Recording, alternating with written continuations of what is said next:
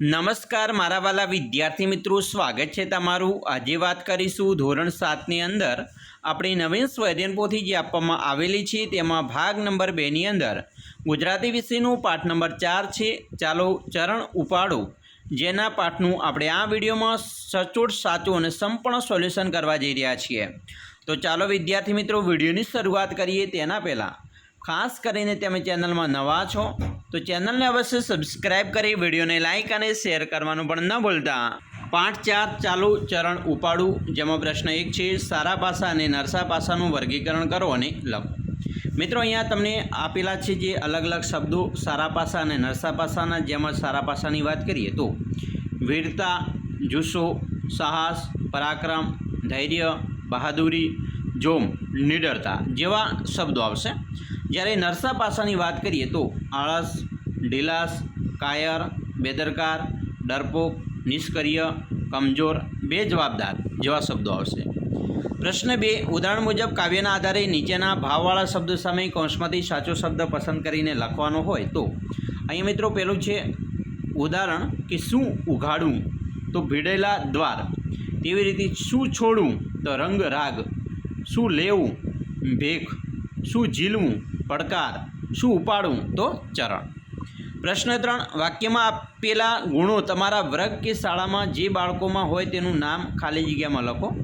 પહેલું છે મયંક તેના મિત્રની મદદ કરે છે, કીર્તિ તેના માતા પિતાને વંદન કરે છે, હેતવી મોબાઈલમાં વધુ પડતી ગેમ રમતી નથી, જય રોજ લેસન કરીને શાળામાં આવે છે, હર્ષ અનાજનો બગાડ કરતો કે કરતી નથી, ઐશ્વર્યા બજારનો ચટપટો અને તીખો તળેલો નાસ્તો કરતો કે કરતી નથી, વિશાલ પાણીનો બગાડ કરતો નથી અને દીપાલી શાળામાં રોજ સમયસર આવે છે। તો આવા શબ્દો આપણે લખ્યા।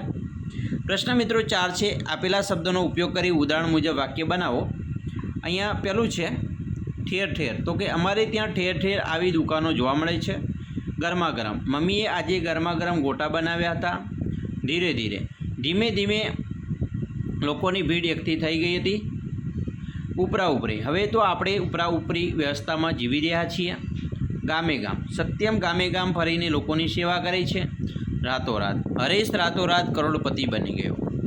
પ્રશ્ન મિત્રો 5 કાવ્યના આધારે સાચું અને ખોટાની નિશાની કરો। જેમાં પહેલું છે આપણે સૌએ રાગ દ્વેષ ભૂલી જઈ એક થઈને રહ્યું તો સાચું છે।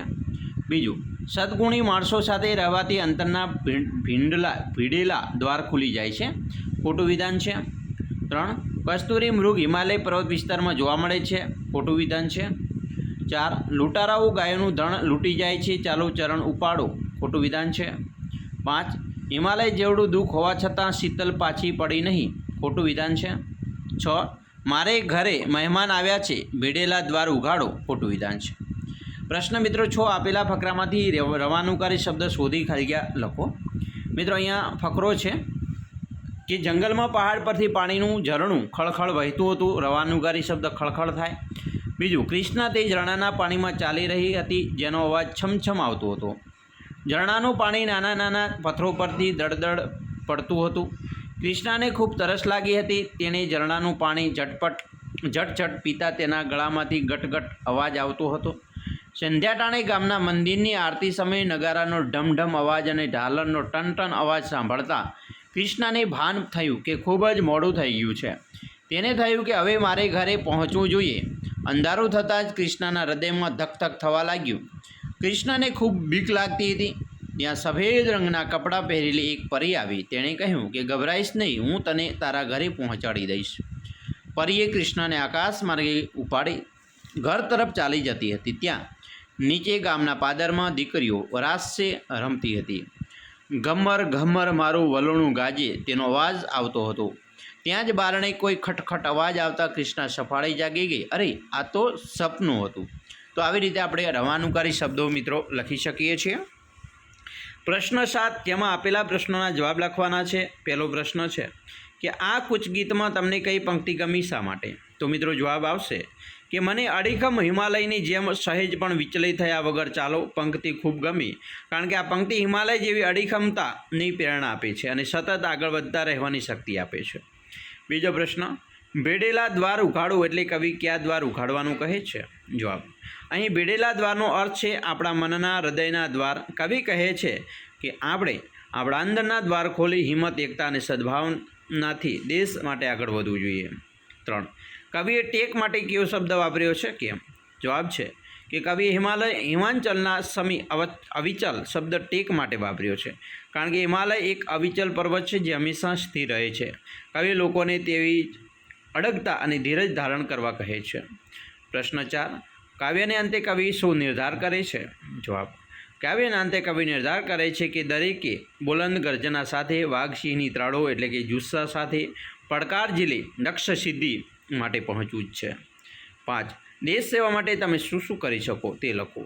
તો જવાબ: હું શિસ્ત પાલન, સ્વચ્છતા, શિક્ષણ, વૃક્ષારોપણ અને જરૂરિયાતમંદોની મદદ કરીને દેશ સેવા કરી શકું. પ્રશ્ન 8. આપેલા ચિત્રનું વર્ણન કરો. મિત્રો, અહીંયા સરસ મજાનું ચિત્ર છે. એક વૃક્ષ છે, વૃક્ષ ઉપર પોપટ બેઠેલ છે, એક નદી કિનારો છે, ત્યાં મકાનો છે, નદીમાં બતક તરી રહી છે. તો ચાલો આપણે ચિત્રનું વર્ણન કરીએ. તો ચિત્રમાં એક સુંદર ગ્રામ્ય દ્રશ્ય દેખાય છે. ચિત્રની ડાબી બાજુ એક મોટું વૃક્ષ છે જેમાં ફળો લાગેલા છે અને એક પોપટ ડાળી પર બેઠો છે. તળાવમાં હંસ તરતો જોવા મળે છે. પાણીમાં કમળના પત્તા તરતા દેખાય છે. તળાવની પેલી પાર સુંદર લીલું મેદાન છે. ત્યાંથી આગળ 2 ઘરો છે. ઘરો પાછળ જોતા વૃક્ષો દેખાય છે. આકાશમાં સૂરજ ઉગતો દેખાય છે અને કેટલાક પક્ષીઓ ઉડી રહ્યા છે. આ ચિત્રમાં શાંતિપૂર્ણ અને કુદરતી વાતાવરણની અનુભૂતિ થાય છે. તો આવી રીતે તમે પણ મિત્રો તમારા પાઠનું સ્વાધ્યાયન પોથીની અંદર સોલ્યુશન કરી શકો છો. આશા રાખીએ છીએ તમને આપણો આ વિડીયો ખૂબ જ ઉપયોગી નીવડશે અને ખાસ મિત્રો વિડીયો ગમે હોય તો લાઇક, શેર અને સબસ્ક્રાઈબ કરવાનું પણ ન ભૂલતા.